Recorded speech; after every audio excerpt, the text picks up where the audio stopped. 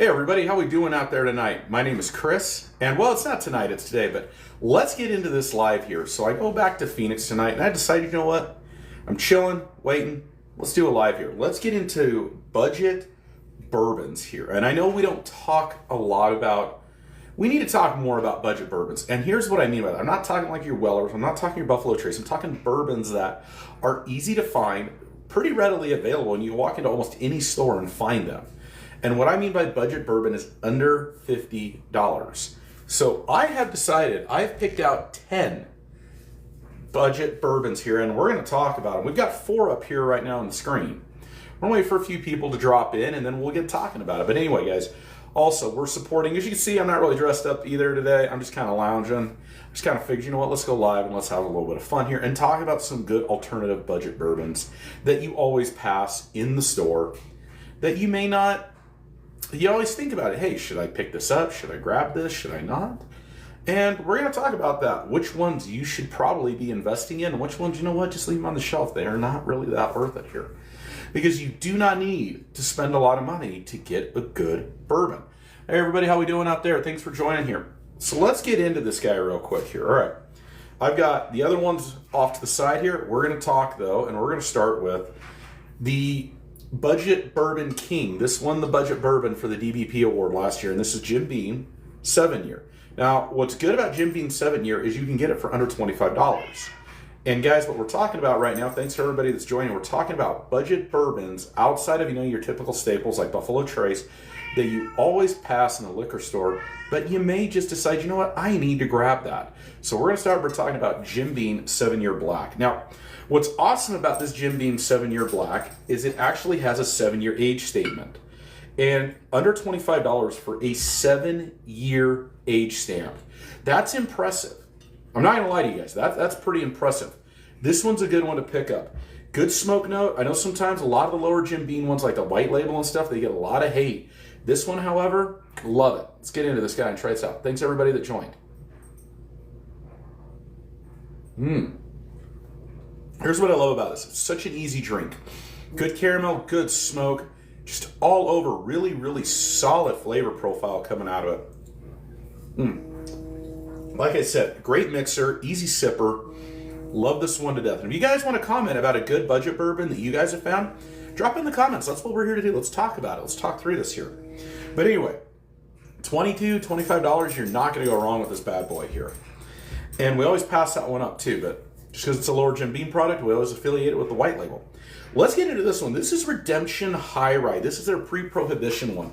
Now, I know we all see, even in state-run liquor stores where I'm from, we always see Redemption on the shelf, but we go, why?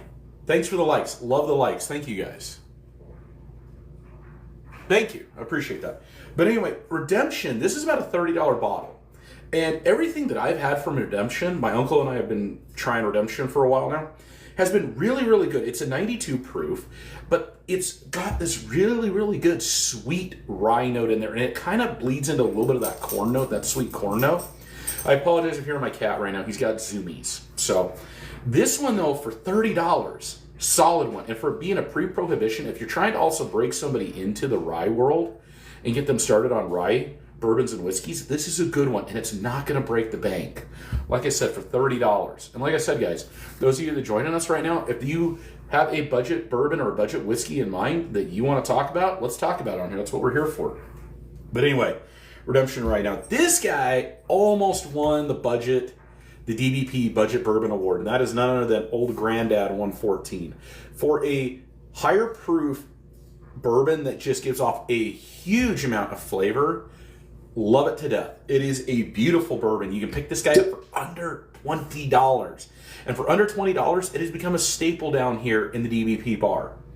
And you know what? We're going to get into this one. Let's give this guy a try here. And for everybody that's joining, we're talking about bourbons that are not your typical budget bourbons, you know, like your Wellers, your Buffalo Trace, the big ones. We're talking about some old Grandad 114, I feel like he's definitely up there. But we're talking about some ones that you may always pass in the liquor store, and these are easily and readily available. So let's talk here about 114.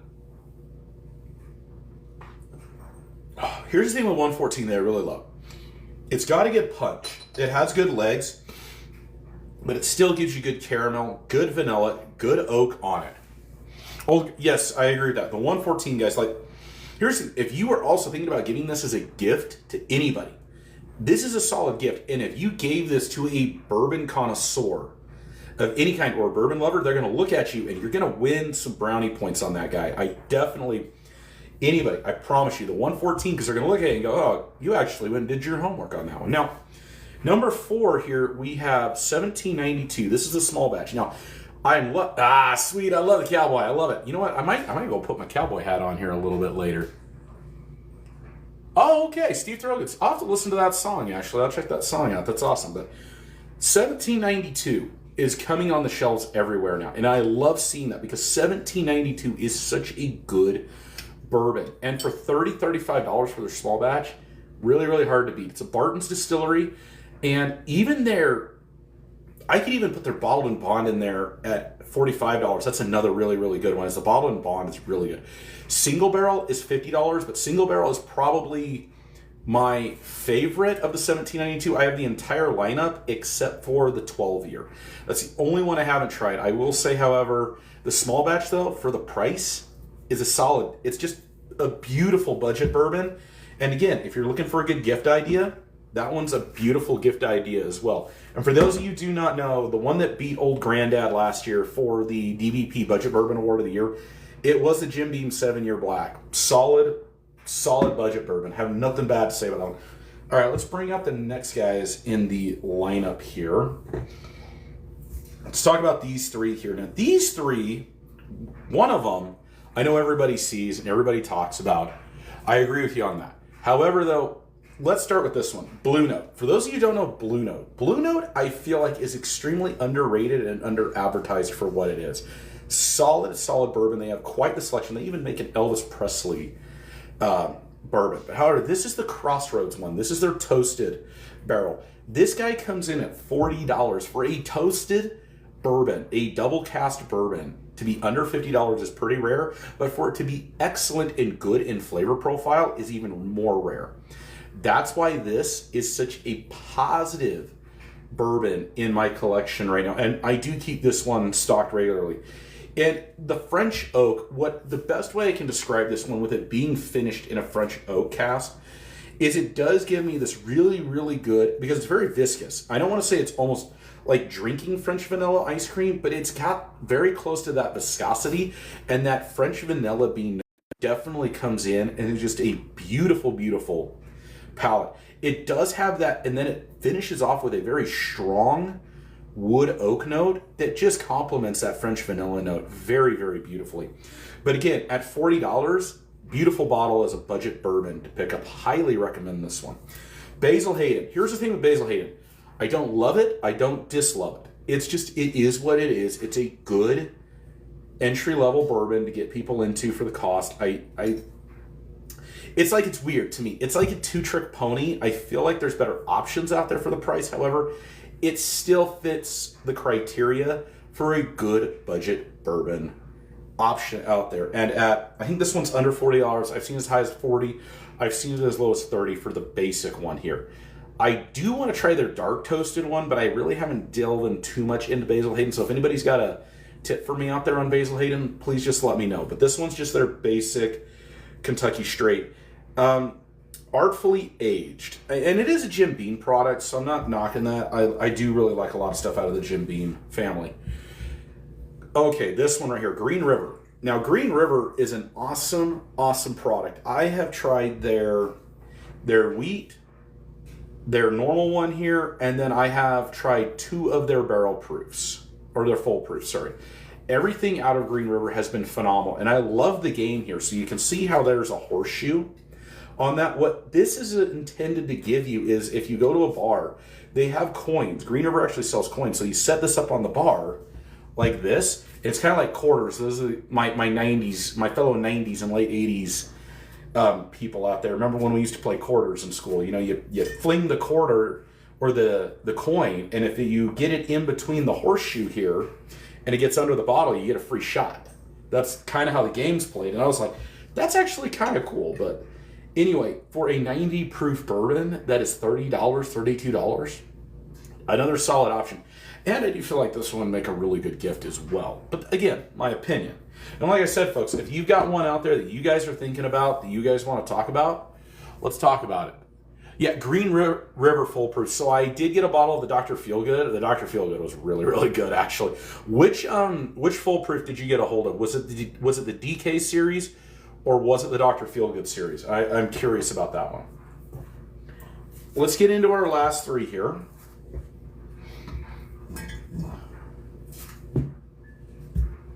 Now, Rebel. I grabbed this guy on a whim. I always see this one. Green River is the horseshoe one. Yes. So like if you see it like right there, yeah. If you look at the bottom of it, it's the horseshoe one. Absolutely correct. Thank you for the question. Love the questions, everybody. Love the comments. Rebel is one that I had seen in a lot of liquor stores, even state-run liquor stores, and I finally grabbed this Barrel Select from Dave Co. when I was out in Colorado. Now this one, believe it or not, it only ran me like $42. However, though, at $42, I gotta say, I was very, very impressed. It's 113 proof, solid pick. Loved it to death, good pick. I haven't had Justin try this one yet. I might get him up to this one next time he's over here. I'm back home in 2 weeks. We're gonna go do another live, but Rebel's a good one. You guys ought to check out Rebel too. Jack Daniels. Now, Jack Daniels and I have become better friends. My uncle was always a Jack Daniels fan, but I never really could get behind that molasses mesquite flavor. That's why I struggle with a lot of the Canadian whiskeys, is I don't like that jam, that really sweet maple jammy note in there.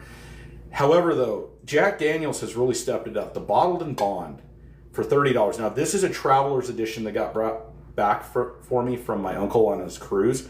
But the normal Bottled and Bond, you can pick it up for $30 to $35. Solid buy at 100 proof. Nothing bad to say. Just easy, smooth drinker. And here's the thing. If you want to mix it, it's good in a mixed drink. But if you just want something to sip on, it's a great sipping one as well. Okay, no, that's totally fine. I just like asking that because I love it when distilleries do that, where they try and the Dr. Feelgood one made me go straight Motley Crue, and I'm like, yeah, we got to have that one. You know what I mean? I was raised on 80s rock, so for those of you guys out there that are raised on that stuff, I get you. Yeah, check that out and let me know. Absolutely. Kirkland. Let's talk about Kirkland here. And I had another Kirkland in there, but I think I sent the other bottle off to my uncle. And that's number 9 and number 10 are the Kirkland bottles. Jack is definitely always safe. The other one that I feel like is really, really good, but it's not in the budget bourbon category, is the single barrel rye. I don't know what Jack Daniel, what Black Magic Voodoo they used on that thing, but that is one of the best bottles of rye I've seen in a long time come out of any distillery for a good solid rye bourbon that basically appeals to any palate and any level of individual. Thank you for the likes. I appreciate it. Anyway, so this is the latest one from Kirkland. Now, 1792, Barton 1792 makes the Kirkland product. And I got to tell you guys, I tried them side by side, and I'll do it right now here for you guys too. I'll give you guys a side by side comparison.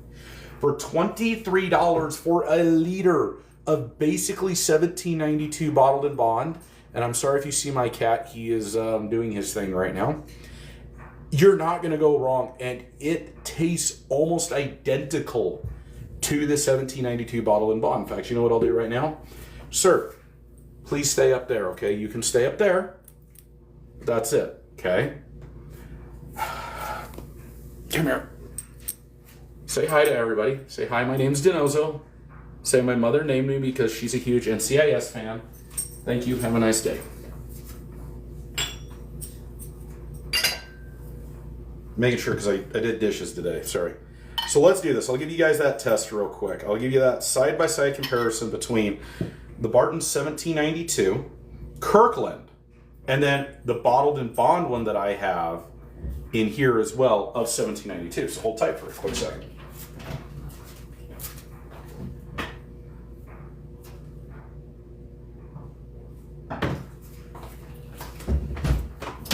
It's in the curio cabinet.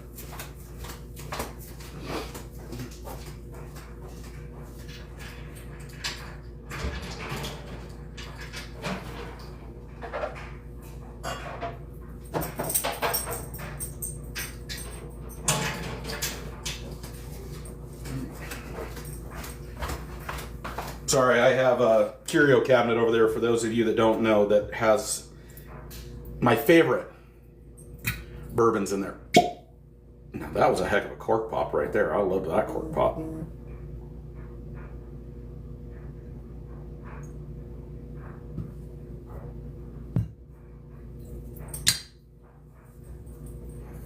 All right, so we have here the Kirkland Barton 1792, and then we have the 1792. They're both the bottled and bond here. Man, I poured a good amount of that. Let's start with the Kirkland here.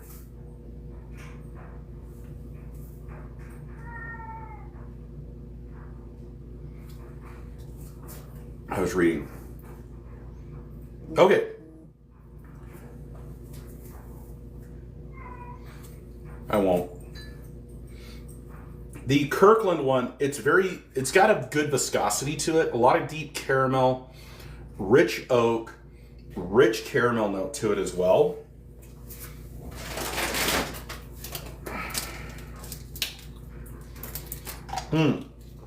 Just so you folks know, if you're going to do a flight of bourbon, when you move from one bourbon to the next, shoot some water real quick. Cleanse your palate, get all of that excess flavor and stuff off so you can start fresh. Watch.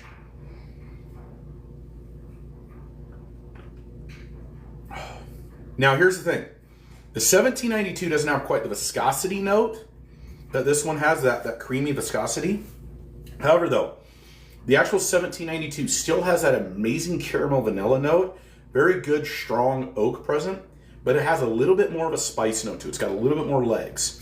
However, the similarities between them are so close that if you're not able to find this guy, picking this guy up at your local Costco is not going to do you wrong. I promise. Now, the other one that's really, really good, and again, my uncle, actually, I'm staring at the bottle right now. Let me go grab it. I thought I gave that to my uncle, but let me go grab it. Number 10 is still a Kirkland bottle. However, it is the single barrel.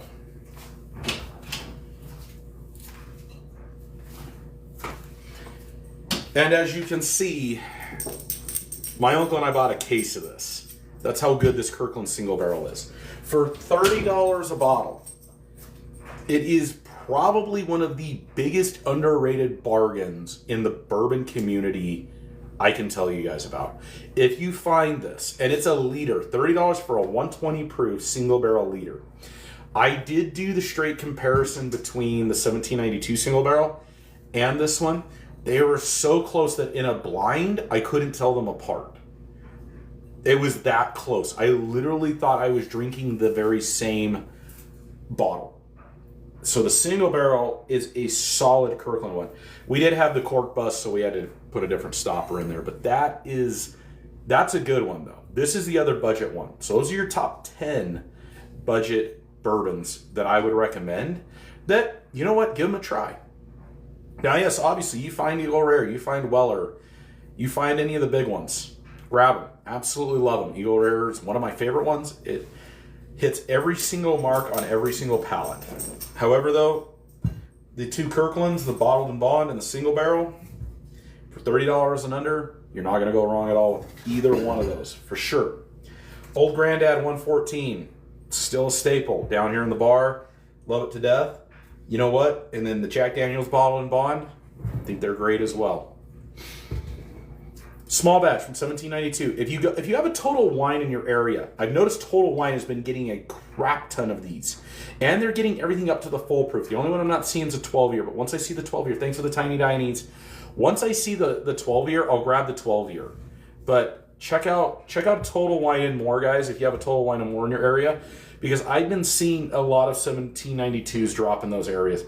Blue Note, anything from Blue Note. I particularly recommend the Crossroads one, though. For that $40, $45 note, check out the Crossroad one. Redemption. The Redemption High Rye is amazing. Thank you guys, appreciate it. The Redemption High Rye is amazing. At $30, have nothing bad to say about the Redemption High Rye. The king that won the DBP Budget Bourbon Award for 2024, the Jim Beam 7-Year Black. You guys got to check that guy out. Rebel, anything from Rebel is really good as well. Thanks for the tiny dinings, guys. I appreciate it. Also, guys, I'm going to put this out there right now. DBP is part of the bourbon community here on TikTok. We are doing a mad support here for Mr. and Mrs. Bourbon. This live is dedicated to Whiskey Fights Cancer. Cancer sucks. I'm going to kind of tell you guys a little bit of a story here, but I'm going to bring out two other bottles here real quick that are two of my favorite bottles right now. And as you can see, I need to get another bottle of this guy here. They're both from Smoke Wagon.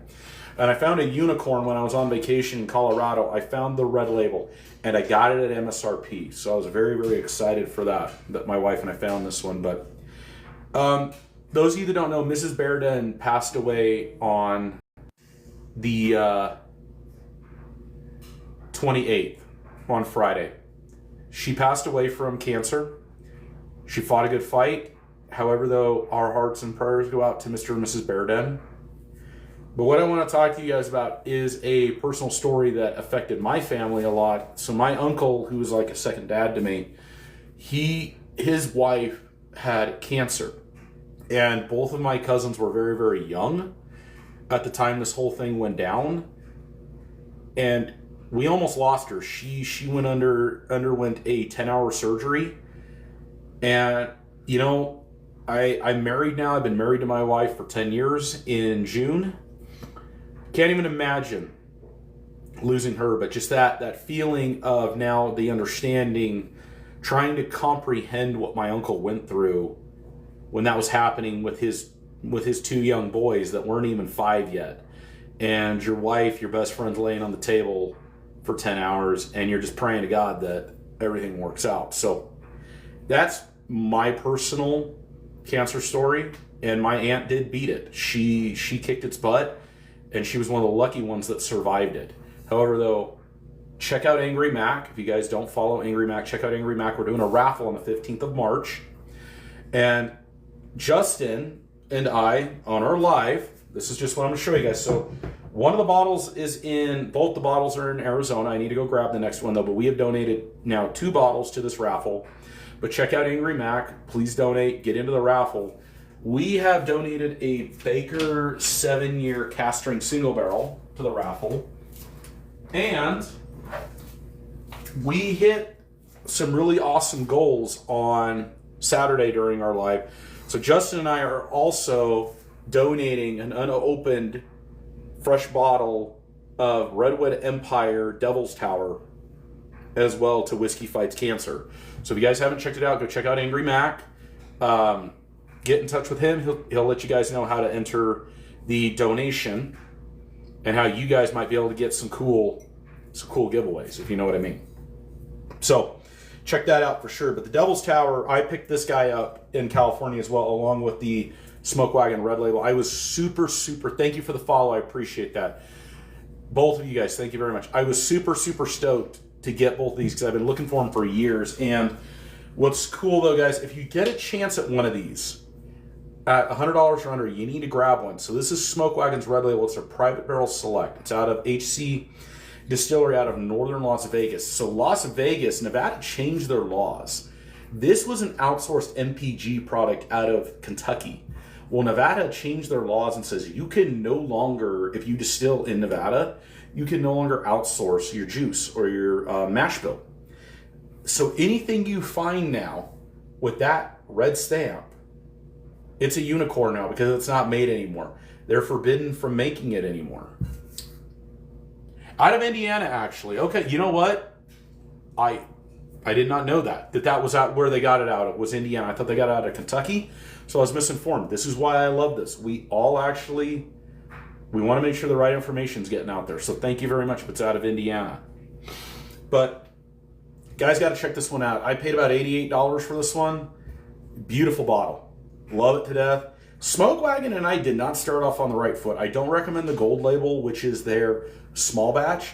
But once you get into like the white label, the red label, the black label, which is really easy to find, that's their uncut, unfiltered, Smoke Wagon really starts to come to life a lot. I've got a bottle of the black label up in there too, the uncut, unfiltered. However, though, not a good beginner bourbon, excuse me. I don't recommend it as a beginner bourbon at all. So if you're trying to get someone or you're trying to move into bourbon, I would table Smoke Wagon until later. However, though, the Devil's Tower, Redwood Empire, so I have the Grizzly Beast in there, and it was the only bourbon I actually ever physically was able to taste Snickerdoodle cookie in. So that's why I really loved Redwood Empire. Okay, yeah, so that makes sense there. We got the river right there. Love it, though. That's good. Hey, you know what, though? I was wrong. Thank you. Appreciate it. I was wrong, though, because if it's not in Kentucky, it's in Indiana. It's in Indiana. I will admit 100% if I'm wrong here. Redwood Empire, though, is out of Northern California. I got to tell you guys, this Devil's Tower did not disappoint. Now, this one is batch 002. It's a 99 proof, but if you guys get a chance to check this one out, I know it's popping up in a lot of the Total Wine stores. I know I've seen it for $104, but if you wait a minute, I know they're starting to discount it down to $80. So give it a minute, and I like that one. But check this one out too, because for $80, it's a great buy. I picked mine up because when we were in California, I actually picked this guy up for about $70, and that was just a good bottle from our vacation. But anyway, let's move on here a little bit, because we're having a good live here. I like this live. This live's going really good. You know what? I'm going to bring out, we're going to shift gears here a little bit for you guys here. I'm going to bring out two rums. Now, those of you guys that are in the bourbon community, no. Okay, so Pappy Van Winkle and I have a interesting story, and I'll get to that in just a second here, but I got a good Pappy story for you guys.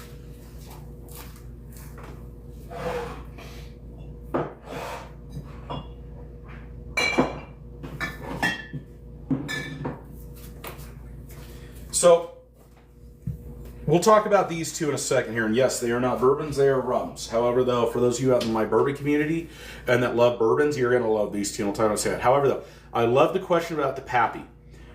I won a lottery. Basically, the two bottles that I got to pick from, and I could purchase them at MSRP, was the Rip Van Winkle 10-year from Pappy, and the other one was the Weller CYPB. So I try to do live as much as I possibly can. I usually try to advertise or post a video when I'm going to go live. Lately, because I just had to, my job took me to Phoenix. It's been a little bit difficult. I finally got set up in an apartment down there. My company took good care of me. So I'll be starting to do lives hopefully once a week, but I'll let you guys know when I do lives, okay?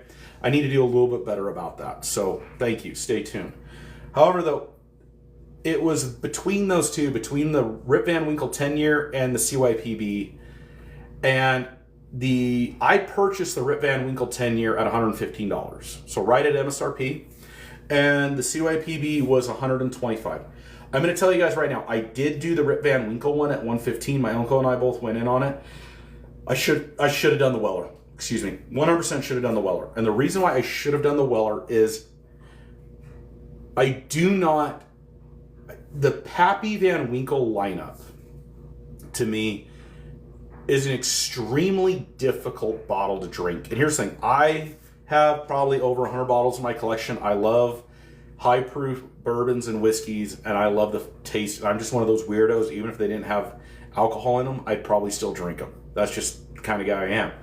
However, though, I had to warm up with, literally, I warmed up with like Eagle Rare before I actually started drinking the Rip Van Winkle 10-year, because of how much is going on in that bottle and how much flavor and just the complexity of a Rip Van Winkle 10-year has in it. It's unreal, the level that it's like it's not just a journey. I feel like it's a 100-yard sprint and then a marathon on top of it. You've got to warm up. Do I think that any of the Pappies are worth the secondary or what they're charging for? Absolutely not. I'd stay away from 100%. There's another individual that I talk to quite a bit. His name's Richard D. Liquor. He has probably one of the most amazing bourbon collections in the bourbon community. He has Pappy 15, Pappy 24, Pappy 25, Pappy 12. He said Pappy does not start getting palatable for most people and interesting until you get to the 15 plus mark, and those bottles go for an insane amount of money. So in my opinion, Pappy's not worth it, but that's my personal opinion. Now, let's talk about these two bad boys now. These are really, really good sipping rums, and this is, I think, our third bottle of this one. So let's start off here. This is a Total Wine & More Select Special. You can only get it at Total Wine & More. This is the Kenichi Rum, the double cast. This guy's out of Panama. Now, here's the thing, folks. For those of you that love bourbons, this rum is an amazing sipping rum. It is a good alternative if you want to try something new.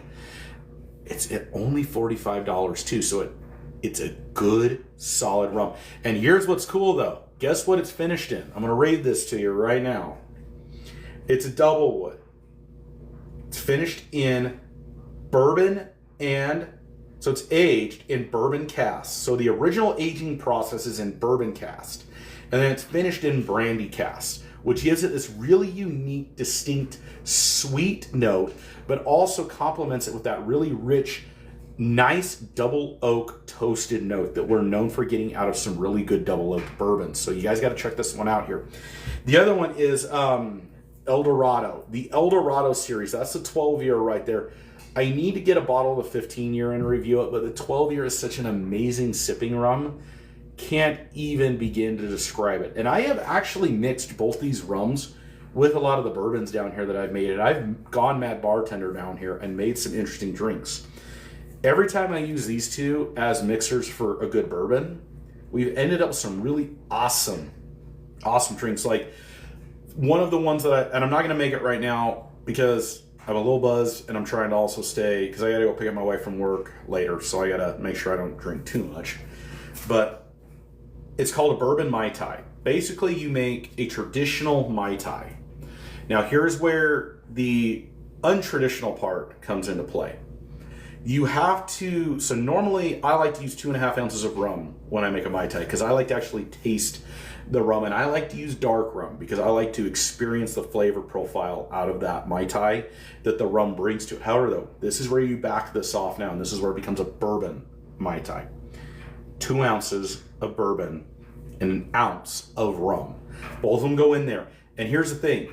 You add the bourbon in last. So you do your normal concoction and you shake it up, pour it, and then you pour in the 2 ounces of bourbon, and then you take a spoon and you stir it in, because that way it brings the bourbon more forward in the drink when you stir the drink instead of shake it, because everything's already been mixed up. So that's why I enjoy that drink a lot. It just adds a huge depth of flavor profile in there. Now, I got to show you guys another one that's really cool that we picked up. This one's no longer made. So if you find this bourbon, I recommend grabbing it because it's just a solid bourbon. And I love the flavor profile in it.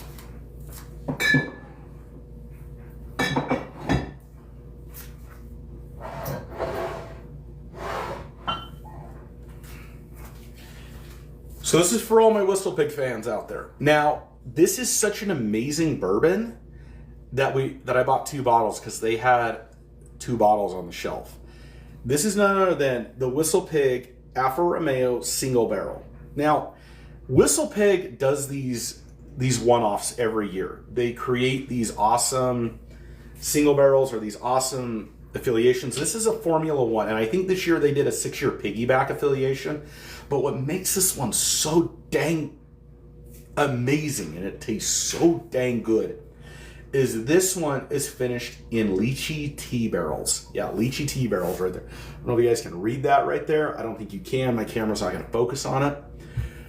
This one's about $50 to $60. I picked this one up for $40 on clearance, and I bought 2 of them, like I said. But this one, Alfa Romeo Formula One bottle from Whistle Pig, beautiful. You actually get the green tea. Like it's literally like that lychee tea coupled with that good oak and smoke note. Beautiful. You do need to find it. If you can find this bottle, I definitely recommend grabbing it. If anybody's tried the new Piggyback 6-year, Piggyback's my least favorite out of the Whistle Pig lineup. I'm not gonna lie. My favorite is probably the 10-year and this one, the Alfa Romeo one. And Justin and I have done we did a pretty funny review on the Alfa Romeo one. If you haven't checked it out, check it out. But also, I'm going to talk to you guys real quick about something. So we just got done doing our last live, and we have a giveaway going. I need to make a new video of it today. Well, Fireside Bourbon won the next giveaway in the Double Barrel podcast. So what we're doing is a good friend of mine. His name is Patrick. He owns Fantasy Realms artwork. You guys ought to check him out. He donated 2 full sets of his entire Tombstone, because we're in the Tombstone Tavern, of his entire Tombstone artwork for us to give away. And Fireside just won the next one. Our next one's going to be at 3,000. I'm going to drop what the challenge is going to be for everybody. I haven't decided quite yet on what it's going to be. Basically, though, you comment. You have a follower, comment, and sometimes we're doing a repost, but basically we'll lay out what you need to do in order to enter the drawing. And then we basically just go enter in the Wheel of Fortune and we click it, and whoever wins, wins. And you get to pick from whatever's remaining. Once we reach 5,000 followers, we have an entire second set of the entire Tombstone artwork that Patrick made and donated to us. And whoever wins once we get to 5,000 gets the entire set. So you guys ought to check that out. So let us know. Okay, thank you for the follow. I appreciate that. I'm trying to think about what else we could talk about here, folks. So, you know what? I got a good one we can talk about here. Let's talk about the oldest, probably one of the best mixed drinks that you can put in your bourbon. And that is none other than the Old Fashioned. Now, when I do Old Fashions, when people ask me how I make an Old Fashioned, I like to make mine the Prohibition style. Now, a lot of people feel like that the proper garnish or the proper fruit for an Old Fashioned is a orange. It's not, guys. It is, and I have the juice down here, but I don't have a real one. It's upstairs. It's lemon, and here's why. Back in the day, in the 1920s, right after World War I, during the Prohibition era, here's your useless history fact of the day. Everybody was poor, obviously. We didn't have a lot of money out there, but everybody had a lemon tree in their backyard. Oranges mainly grew in the South and in California, so nobody really had a lot of oranges, but everybody had a lemon tree in their backyard. Lemon trees are very common back then. And it was bitters, it was cherries, because everybody also had a cherry tree too. I mean, we've all heard the story about George Washington chopping down the cherry tree in his father's backyard. Everybody had a cherry tree. So it was a muddled cherry, a muddled lemon peel. So it went in there and they cranked it. And then you got to also remember, bourbon wasn't the bourbon that we know and love today. It was harsher. It was like distilled in your backyard. So it was more like closer to Everclear than it really was to the bourbon that we love and know today. But anyway, once that was done, they poured that in, mixed in the bitters, tried to get a little bit of sweetness in there, and that was a true Old Fashioned. So it's not orange, it's a lemon. Because oranges were also expensive too. And not everybody knew how to grow, and not everybody could grow them. Like if you lived in like Utah, Colorado, Idaho, Montana, even some parts of like Kansas, Missouri, you're not going to be able to grow that fruit. But everybody was able to at least do a lemon tree. So that was the common fact in that. So that's why I like doing it the traditional way. Now, don't get me wrong. I have made some pretty awesome blood orange and even like a passion fruit Old Fashioned, and those taste really, really good. But always make sure you're using at least 2.5 ounces of bourbon, because you want that bourbon to shine through and be the star of the drink. Anyway, folks, I really appreciate everybody's time, but I think we're going to end this live now, and I will be dropping a new live. But thank you guys for all your support. Definitely check out Angry Mac. If you guys want to see us review anything or do drinks on anything, please let me know. More than happy to get you guys on here. Jason's been on here. I love seeing Jason. If you guys don't follow Jason, follow Jason. But I gotta go finish some stuff up before I go pick up my wife and I fly out tonight. So you guys all be safe. Always remember what we say here on this channel. Never drink and drive. Never mix your guns and alcohol. We'll see you guys back here next time on Double Barrel Podcast. Y'all have a lovely evening or a lovely day. Goodbye.